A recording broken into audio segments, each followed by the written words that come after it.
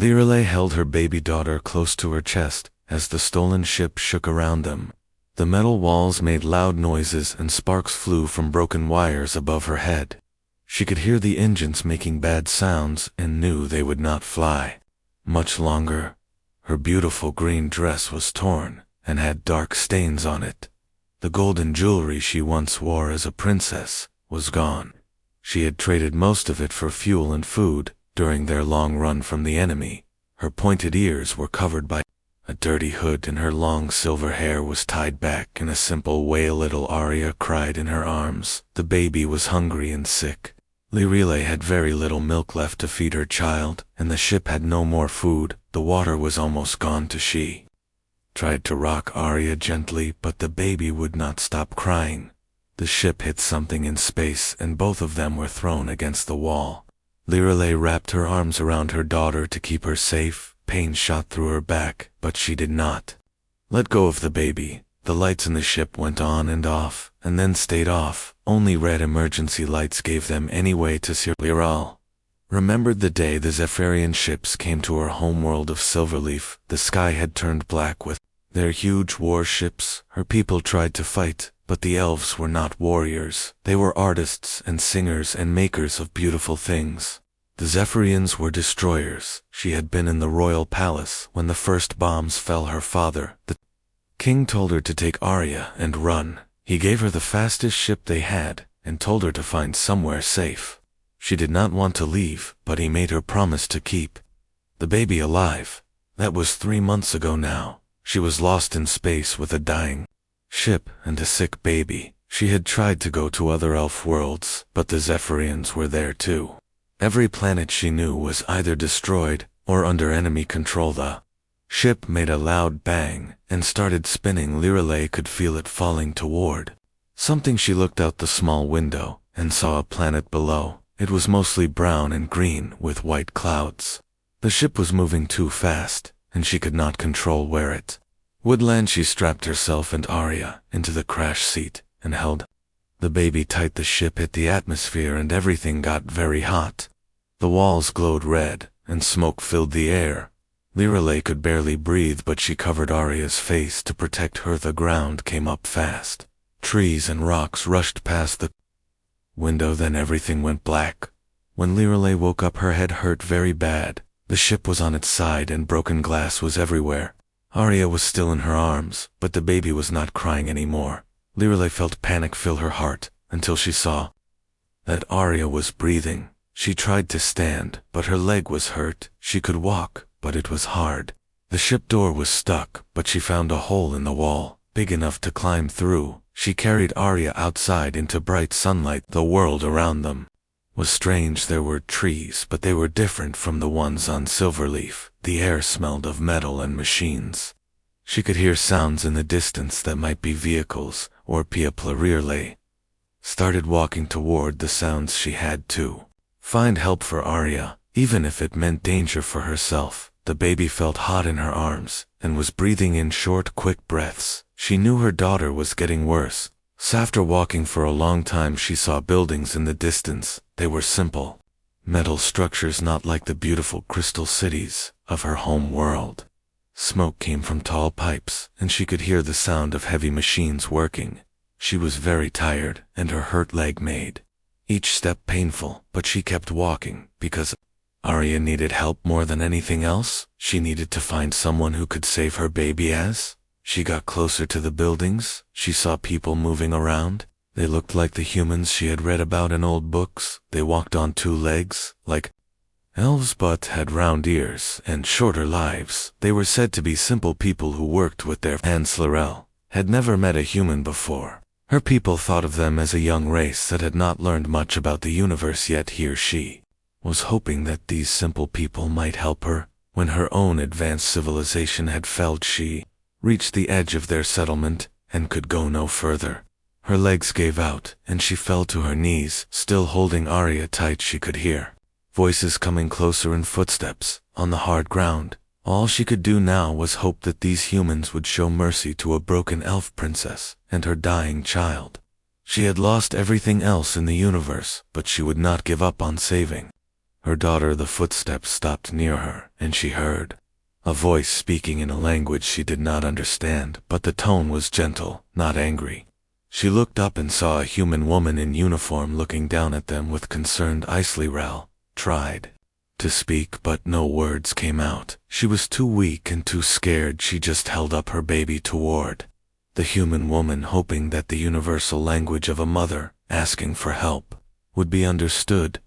The human woman knelt down beside them and reached out her hands. She spoke again in soft tones, and Lirele let her take Arya. The woman looked at the sick baby, and then at Lirele. Her face showed worry, but also determination. More humans came running, and they brought a medical kit. The woman who first found them seemed to be their leader. She gave orders, and the others moved quickly to help. They wrapped Arya in a clean blanket and gave Lirele water to drink. Even though she could not understand their words, Lirele could see that these humans cared about helping them. They were not turning them away or treating them as enemies. They were trying to save Arya's life. For the first time in months, Lirele felt a small bit of hope. Maybe these simple humans could do what her advanced people could not. Maybe they could give her daughter a chance to live. As they carried her and Arya toward their medical building, Lirele whispered a prayer to the old elf gods. She asked them to bless these kind humans who had shown mercy to strangers. From the stars, she promised that if Arya lived, she would find a way to repay this death. A human woman walked beside her and patted her shoulder in a comforting way. She said something that sounded like a name. Claire Lirele tried to repeat it, and the woman smiled. She pointed to herself and said the name again. Lirele pointed to herself and said her own name. The human woman tried to say it and laughed when she got it wrong, but she kept trying until she could say it right. This simple act of respect made Lirele want to cry. She had been a princess on her world, but that meant nothing here.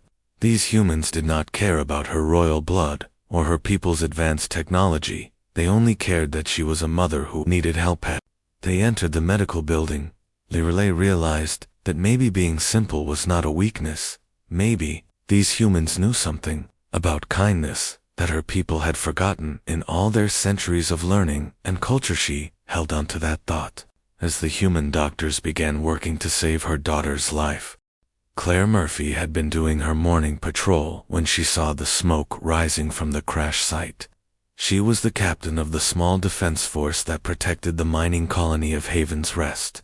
It was not a big job, since nothing much happened on their quiet world, but today was different. She found the crashed ship, and then the strange woman with pointed ears, carrying a sick baby. Claire had read about aliens in the military reports, but had never seen one before. This woman looked almost human, except for the ears and the silver hair.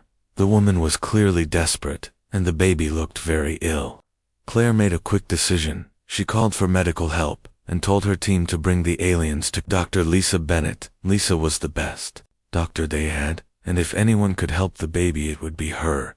When they reached the medical center, Lisa took one look at the baby and started working fast.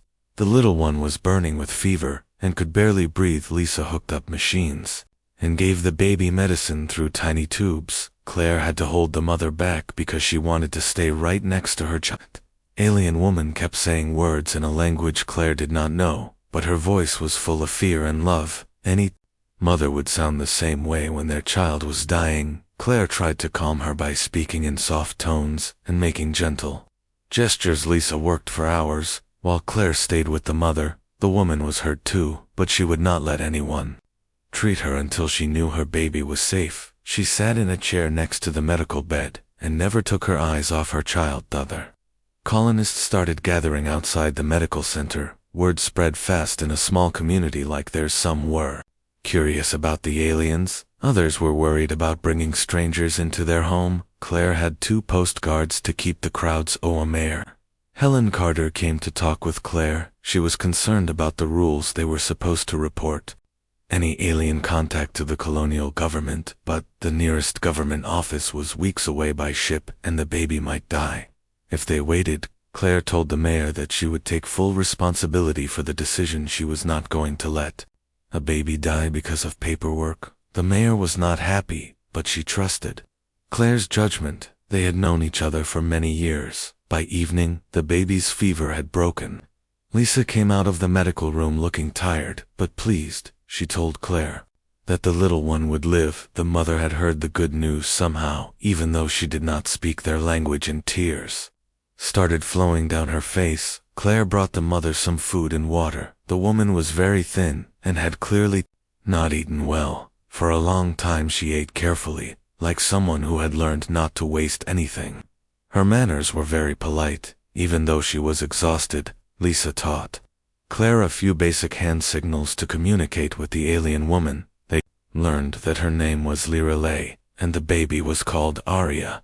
Lirelei seemed to be trying to thank them, but Claire just smiled and waved her hand to show it was not needed. That night Claire set up a bed for Lirelei in the medical center, so she could stay close to her baby. The woman did not want to leave Aria's side. Even for a moment Claire understood that feeling. She had lost her own parents when she was young, and knew how precious family could be. Next morning brought new challenges. Some of the colonists were afraid of the aliens. They had heard stories about dangerous species in the galaxy, and worried that these strangers might bring trouble to their peaceful world. Claire called a town meeting to discuss the situation. She stood in front of all the colonists with Lirelei beside her. The alien woman looked scared, but she held her head up with dignity. Claire admired her courage. Tom Bradley, who ran the mining operation, spoke first. He said they should send the aliens away as soon as possible. The colony had enough problems without taking in refugees from alien wars. Others nodded in agreement, and Claire felt her heart sink. But then Dr. Lisa stood up. She told everyone how hard she had worked to save the baby. She described how the mother had stayed awake all night, watching over her child with such love and dedication. Lisa said that any mother who cared that much for her baby was someone they could trust. Old Martha Jones, who ran the greenhouse, also spoke up. She said the alien woman had beautiful manners and seemed very grateful for their help. Martha had lived a long time and was good at reading people. She thought Lirelei was a good person who had just had bad luck. The meeting went on for hours. Some people wanted the aliens gone, but others thought they should help them. Claire listened to everyone, but in the end, she made her choice as captain. She said the aliens could stay until the baby was fully healthy, and they had a safe place to go. Not everyone was happy with her decision, but most people respected Claire and would follow her lead. She had kept them safe for years and earned their trust. The meeting ended with an agreement to give the aliens a chance over the next few days. Lirelei began to learn some basic human words. She was very smart and picked up the language quickly. She helped in small ways around the medical center, organizing supplies and cleaning equipment. Claire spent time with her each evening trying to communicate. They used drawings and gestures to share information. Claire learned that Lirelei came from a world called Silverleaf that had been destroyed by enemies. She understood that the woman was a refugee like many humans had been throughout Historia. Lirelei showed Claire pictures she carried of her home world. It had been beautiful, with crystal cities and floating gardens. The pictures made Claire sad, because she could see the pain in Lirelei's eyes when she looked at them. Everything she had known was gone. Baby Aria got stronger each day. She started making happy sounds and reaching for bright objects. Lisa said she was a healthy baby who had just been malnourished and sick from the long journey. Lirelei cried with relief when she heard this news. Claire found herself looking forward to her visits with Lirelei. There was something calming about the alien woman. She spoke softly and moved gracefully, like she had been taught good manners from birth. She was clearly educated and had probably been important on her own world. One evening Lirelei surprised Claire by saying thank you in human language. The words were not perfect, but they were clear. Claire was so pleased that she clapped her hands. Lirelei smiled, and it was the first real smile Claire had seen from her. As the days passed, more colonists came to meet the aliens. They brought gifts of food and baby clothes for Aria. Even some of the people who had wanted them to leave began to change their minds. It was hard to stay afraid of someone who was so polite and grateful. Claire realized that having the aliens in their community was changing things in good ways. People were working together more, and being kinder to each other. They felt proud that their small colony had been chosen as a safe place by someone from the stars. But Claire also knew that their peaceful time might not last forever.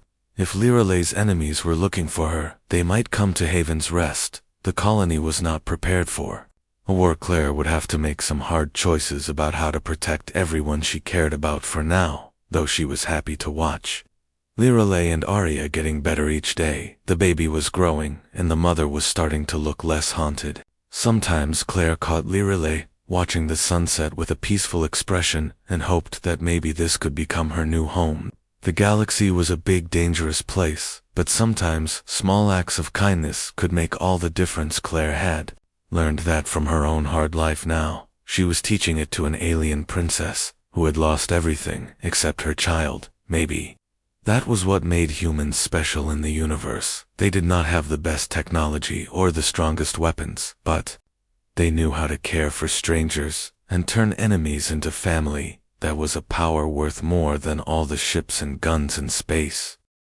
2 weeks had passed since the crash, and baby Arya was much better. Dr. Lisa said she was healthy enough to leave the medical center, but Liralay had nowhere to go. Claire made another decision that surprised everyone. She invited the alien mother and baby to stay in her own home. Claire lived alone in a small house near the center of the colony. She had never married because her work kept her too busy. But her house felt empty sometimes, and she thought it might be nice to have company. She told Liralay that she could stay as long as she needed. Liralay was very grateful but also worried. She did not want to be a burden on the human woman who had already done so much for her. But Claire insisted and helped carry their few belongings to her home. Arya seemed to like the new place and made happy baby sounds. The first night was awkward because they still could not talk very well. Liralay tried to help with cooking, but human food was different from what she knew. Claire showed her how to use the simple kitchen equipment, and they managed to make a meal together. Liralay ate very little and gave most of her food to baby Arya. Even though the child was getting milk and special baby food, Claire noticed this and realized that Liralay still felt like someone who did not have enough. She was always putting her child first, even when there was plenty for both. Claire decided to do something special. She had some cocoa powder that her sister had sent from Earth. It was expensive and hard to get on their distant world, but she wanted to share it with her guest. She made 2 cups of hot cocoa and brought them to the living room where Liralay was feeding.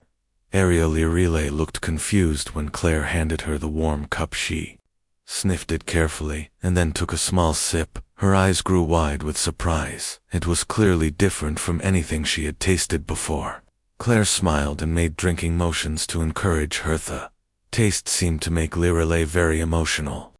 Her hand started shaking as she held the cup, and tears began flowing down her face.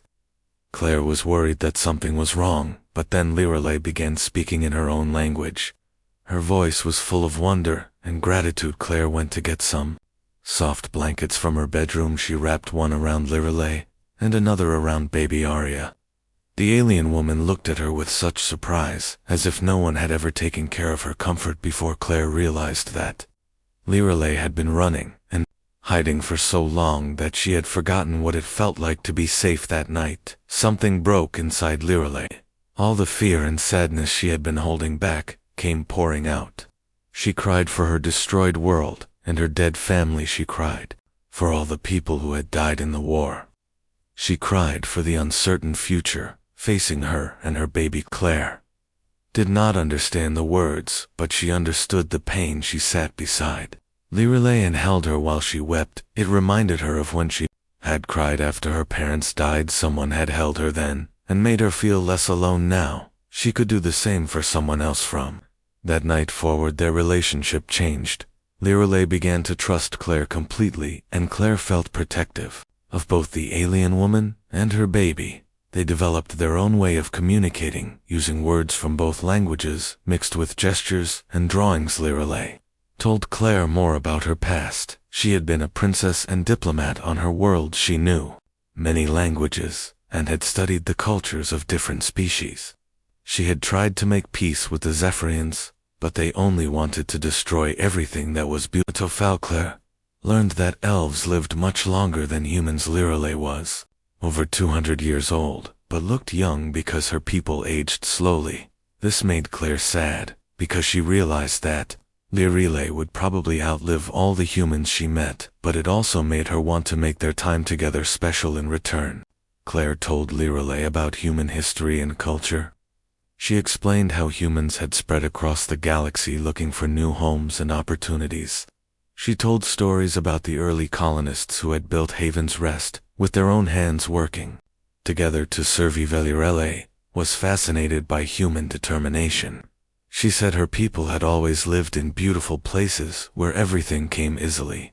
Humans chose to live in hard places and make them better through work and cooperation. She admired this strength. As the days went by, Lirelei began helping more around the colony. Her diplomatic skills made her good at solving problems between the colonists.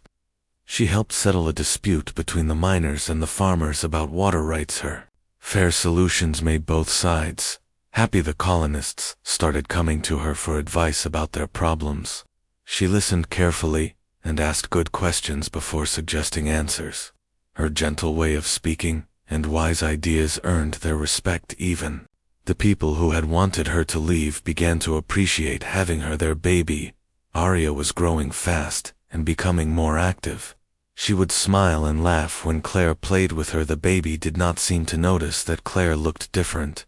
From her mother to her, Claire was just another person who loved her and took care of her. Found herself becoming very attached to both Lirelei and Arya. She looked forward to coming home each day to see them. She enjoyed the evening talks with Lirelei and the quiet moments rocking Arya to sleep. Her house felt like a real home for the first time, but happiness made her worry more about the future. If Lirelei's enemies found them, what would happen to her new family? Claire began checking the star charts and long-range sensors more often. She started making plans for evacuation routes and defense strategies. One evening, as they sat drinking cocoa and watching Arya play on the floor, Claire tried to ask Lirelei about her plans. The alien woman understood the question and looked sad. She said she did not know where to go. All the safe places she had known were gone. Claire surprised herself by saying that Lirelei and Arya could stay on Haven's Rest forever if they wanted. The words came out before she could think about them, but she realized she meant them. This was their home now, if they chose to make it. So Lirelei looked shocked by the offer. She had been a homeless refugee for so long that she had stopped thinking about having a real home again. She asked Claire if she was sure because taking in aliens might bring danger to the colony. Claire said she was sure. The colony had voted to let them stay, and most people liked having them there. Besides, danger was part of life, and running away from it did not make it go away. Sometimes the best thing to do was stand and fight for what mattered. That night Lirelei made her decision. She would stay on Haven's Rest and help build a new life for herself and Arya. She would use her knowledge and skills to help the colony grow stronger. If her enemies came, they would find not just one refugee, but an entire community ready to fight for their family. Claire felt deep happiness hearing this choice she had found. Something she did not know: she was looking for a family of her own choosing. They were not related by blood, but they were connected by something stronger, the bonds of caring and protection. As they prepared for bed that night, Claire looked at Lirelei feeding Arya and felt grateful for the crash that had brought them together. The universe was full of violence and destruction, but it was also full of moments like this when strangers became family through simple acts of kindness. She did not know what the future would bring, but she knew they would face it together. The cocoa and blankets had been small gestures, but they had helped heal a broken heart. Sometimes the most powerful weapons against darkness were warmth and comfort given freely. Tucked Arya into the crib Claire had built and whispered a lullaby in the elf language. The melody was beautiful and sad, but also hopeful. It spoke of new beginnings and the strength that comes from being loved. Claire fell asleep listening to it and dreaming of peaceful tomorrows. 3 months had passed peacefully when the long-range sensors detected ships approaching Haven's Rest. Claire was in her office when the alarm sounded. Her heart sank when she saw the scanner readings. The ships were big and moved in military formation. Ran to find Lirelei, who was teaching some of the colony children about stars and planets. When Lirelei saw Claire's face, she knew something was very wrong. Claire showed her the scanner data and watched as all color drained from the alien woman's face. The ships were Zephyrian war vessels. Lirelei recognized their design immediately. She had seen them destroy her home world. They were here for her, and they would not care about harming innocent humans to get what they wanted. Claire called an emergency meeting of the colony council. Everyone gathered in the community center while Lirelei waited outside with baby Arya. The colonists were scared when they learned about the approaching enemy ships. Some angry voices blamed Lirelei for bringing danger to their home, but Mayor Helen Carter reminded everyone that they had voted to give sanctuary to the refugees. They had known there might be risks. The question now was what to do about the threat bearing down on them. Tom Bradley suggested surrendering Lirelei to save the colony. He said one alien was not worth risking all their lives. Others argued that giving up their guest would be wrong and make them no better than the enemies. Claire listened to the debate, but her mind was already made up. She would not hand over Lirelei and Arya to be killed or enslaved. The aliens had become her family and she would die before betraying them. But she also had to protect the other colonists. When the meeting ended without agreement, Claire made her own choice. She told everyone they could evacuate to the mining tunnels if they wanted to avoid the fight, but she would stay and defend Lirelei, no matter what happened to her. Surprised, many colonists chose to stay and fight. They had grown to love Lirelei and Arya during their time together. The alien woman had helped solve their problems and shared her knowledge freely. She was one of them now. Dr. Lisa was among the first to volunteer. She said Lirelei had helped her learn new medical techniques and was too valuable to lose. Old Martha Jones said anyone who could make her greenhouse plants grow better was worth fighting for. Even some who had opposed keeping the aliens chose to fight. Tom Bradley said he still thought it was dangerous, but he would not abandon his neighbors when trouble came. That was not the human way. Claire was proud of her people, but she was also realistic. Their small defense force had only light weapons and patrol ships against a battle fleet. They needed help and advice if they had any chance of survival. That was when Lirelei surprised everyone by revealing her true background. She was not just any elf refugee. She was Princess Lirelei of Silverleaf and had been a military advisor before the war. She knew Zephyrian tactics and weaknesses. The colonists stared in shock as she explained her royal heritage. She had hidden it because she wanted to be accepted as a person, not feared as a former ruler, but now her knowledge might save their lives. Laurel studied their defensive capabilities and the approaching enemy fleet. She began drawing battle plans, using the mining equipment as weapons and the asteroid field as cover. Her strategic mind worked quickly to find advantages. She suggested using the mining charges to create explosive traps in space. The heavy mining ships could ram enemy vessels if piloted correctly. The communication arrays could be used to jam enemy signals and create confusion.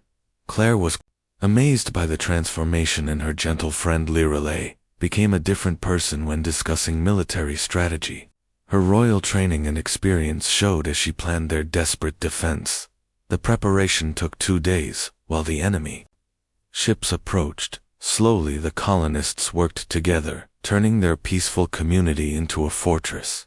Mining tunnels became bunkers, and cargo ships became weapons. Platforms. Lirelei worked alongside everyone, teaching them Zephyrian weak points and attack patterns. She never asked to be treated differently because of her royal status. She just wanted to protect the people who had protected her. Claire found herself depending on Lirelei's expertise more and more. The alien woman's knowledge of enemy technology and tactics gave them hope they might actually survive the coming battle. When the Zephyrian fleet arrived, they sent a message demanding the surrender of the elf fugitive. They promised to spare the human colony if Lirelei was handed over peacefully.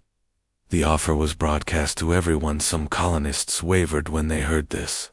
They had families to think about, and the enemy fleet looked impossibly powerful. Claire called another meeting to let people decide their final choice. Lyral stood before the assembled colonists and offered to surrender herself. She said she had brought this danger to their home and would not let innocent people die for her. She thanked them for their kindness, but said she would go willingly. Response surprised her. Every person in the room stood up and said no, they would not give up their friend and neighbor to murderers. They would rather fight and die together than live with the shame of betrayal. Claire felt tears in her eyes as she watched her people make this choice. They were not soldiers or warriors, but they had courage when it mattered most. This was what made humans special in the galaxy. The battle began at dawn. The Zephyrian ships attacked, expecting easy victory, but met fierce resistance. The humans fought with desperate creativity, using every trick Lirelei had taught them. Mining, ships loaded with explosives rammed enemy vessels, causing massive damage. Asteroid miners used their rock-cutting tools as weapons.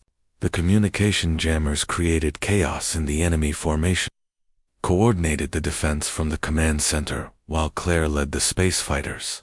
She proved to be as good a tactician as any military officer her royal education had prepared her for this moment. The fighting was fierce and costly. Several colonists died in the first wave of attacks. The medical center filled with wounded, and Dr. Lisa worked without rest to save lives. Everyone knew this might be their last day, but the humans refused to give up. They had something worth fighting for that the Zephyrians did not understand. The bonds of chosen family and community that made strangers into relatives. That love gave them strength as the battle raged. Lirelei made a painful choice. She sent baby Arya with Martha Jones to the deepest mining tunnel where she would be safest. Then she joined Claire in a fighter ship to attack the enemy flagship. Flying together, they used Lirelei's knowledge and Claire's piloting skills to penetrate the enemy defenses. They delivered a mining charge directly to the flagship's engine core, causing a massive explosion. The destruction of their command ship threw the Zephyrian fleet into confusion. Several smaller vessels fled, while others continued fighting, but without coordination. The tide of battle began to turn when the smoke cleared. Haven's Rest still stood. The colonists had lost friends and loved ones, but they had won. The surviving enemy ships retreated, carrying news of the human colony that had refused to surrender. In the aftermath, everyone came together to tend the wounded and mourn the dead. Lirelei wept for the humans who had died protecting her. She felt responsible for their sacrifice, but Claire told her they had died defending their home and family. The battle had changed everything. The colonists were no longer just neighbors, but brothers and sisters who had faced death together. Lirelei was no longer a refugee, but a defender who had helped save their community as they rebuilt what was damaged. Lirelei knew she had finally found her place in the universe.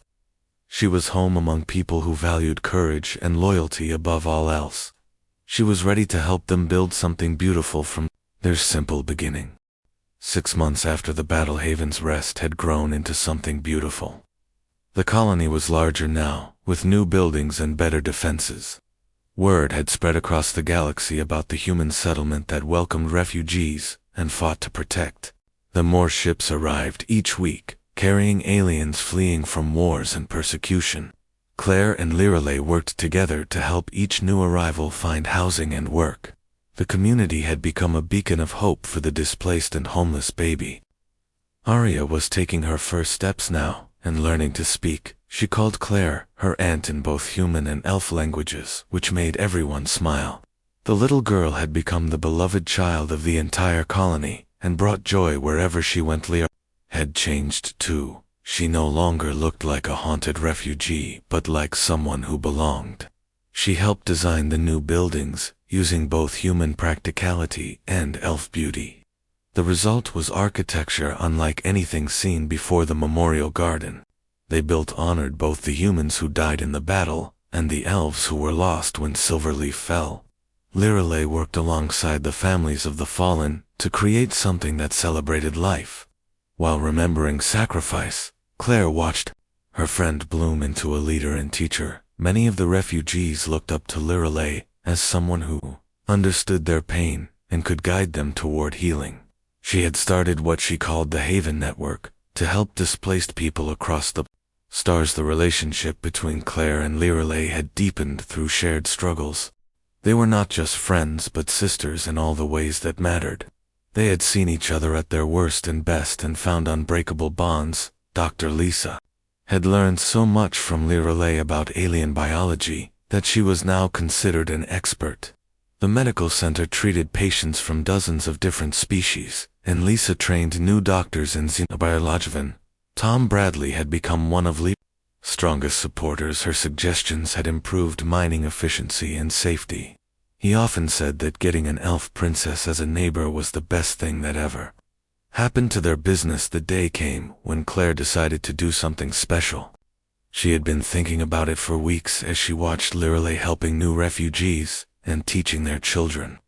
She wanted to make a gesture that would show how much her alien friend meant to the community. Claire went to the colony's metalsmith and commissioned a special ring. It was made from silver mined on their world and inscribed with words in both human and elf languages. The inscription read, "Haven's daughter," in honor of Lirelei's adopted home. The ceremony took place in the community center where everyone could attend. Claire stood before the assembled crowd with Lirelei beside her. She spoke about family and belonging and how some bonds were stronger than blood. She told the story of how a desperate refugee had crashed on their world and become their teacher and protector. She described the courage Lirelei had shown in battle and the wisdom she shared in peace. She said that Haven's Rest was truly Lirelei's home now. When Claire presented the ring, Lirelei began to cry. She had lost the crown jewels of Silverleaf, but this simple silver band meant more to her than all her royal treasure. It represented acceptance and love from people who had chosen to be her family. The ceremony became a celebration as the whole community welcomed their newest official citizen. Music played and food was shared while children from many species played together in the common areas. It was everything a homecoming should be. Arya took her first independent steps that day, walking from Lirelei to Claire and back again. As the crowd cheered, the baby represented the future. They were all building together a place where differences were celebrated and everyone belonged in. The weeks that followed, more ships arrived carrying refugees who had heard about Haven's Rest. Some were survivors of destroyed worlds like Lirelei. Others were fleeing oppression or seeking new opportunities. All were welcome. Lirelei took the name Murphy to honor Claire and make their family bond official. She was now Princess Lirelei Murphy, which made her laugh because it sounded so ordinary compared to her old royal titles, but ordinary was exactly what she wanted.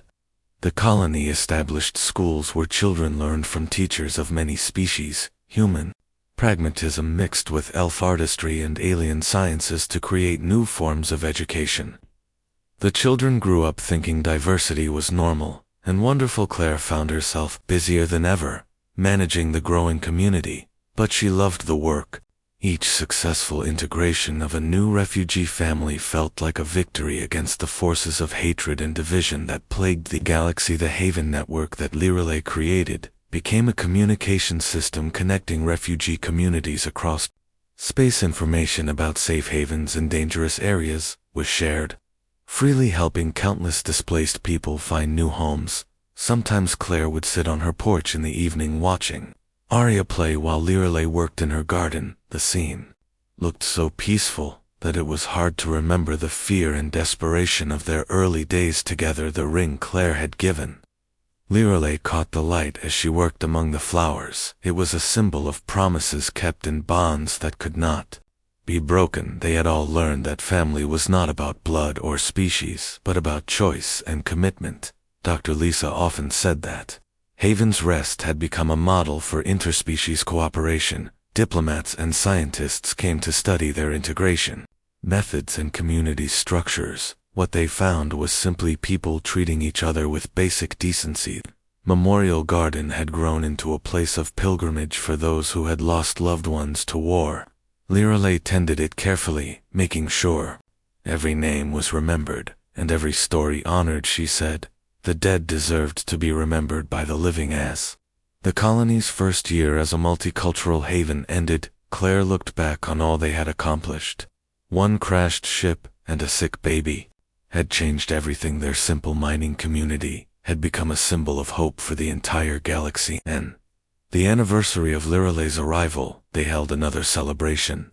This time, refugees from 17 different worlds attended the ceremony, honored not just their friendship, but the principle that strangers could become family through acts of kindness. Claire spoke about the power of simple gestures like sharing cocoa and offering blankets. She said that small acts of compassion could change the course of history when they were given freely and received grateful. Lirelay responded by singing an ancient elf song of thanksgiving, but she changed the words to include her new family. The melody spoke of journeys ending and new paths, beginning of loss, transformed into gain through the miracle of love. Little Arya clapped her hands and tried to sing along in her baby voice. The sight made everyone smile and remember why they were fighting to build this better world. It was for the children who would grow up thinking peace and friendship were normal. As the celebration ended and people returned to their homes, Claire and Lirelay sat together on the porch watching the stars. They talked about their plans for tomorrow and next year, and the decade after that. They had work to do, expanding the Haven network and helping more refugees find safety. But tonight they were content to be two friends who had found each other across the vast darkness of space and chosen to build something beautiful together. The ring on Lirelay's finger caught the starlight as she reached over to squeeze Claire's hand. It was a reminder that some promises lasted forever, and some families were forged in the heart rather than in the blood. In the distance, baby Arya slept peacefully in her crib, surrounded by toys from a dozen worlds. She was growing up in a place where differences were celebrated and everyone belonged. Her future was bright with possibilities. The galaxy was still full of darkness and cruelty, but here in their small corner of space, love had triumphed over fear and kindness had conquered hatred. It was proof that ordinary people could do extraordinary things when they chose to care about strangers. Smiled as she looked up at the stars, knowing that somewhere out there other refugees were making their desperate journeys toward safety. She hoped they would find their own havens and families who would welcome them with cocoa blankets and rings of belonging.